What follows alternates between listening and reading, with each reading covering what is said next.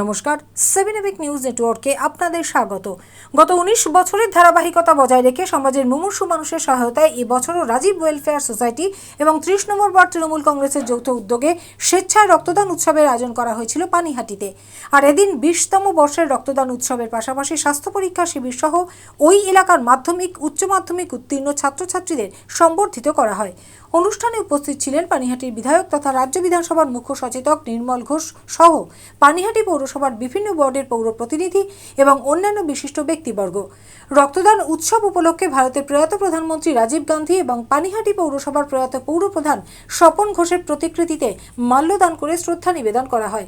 প্রত্যেক বছর 100 জন রক্তদাতার রক্তদানের আয়োজন করা হলেও রক্তদাতাদের সংখ্যাটা শতাধিক হয়ে যায়।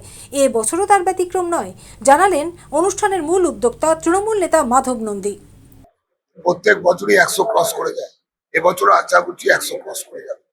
রক্তদান শিবির আমি বহু কঠিন অবস্থার মধ্যে থেকে আমরা শুরু করেছি।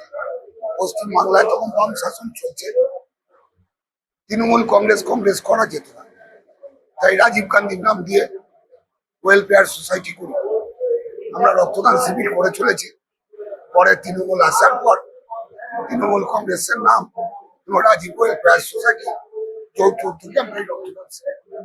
শ্যামল পালের রিপোর্ট, 7 নিউজ নেটওয়ার্ক। জয় হিন্দ।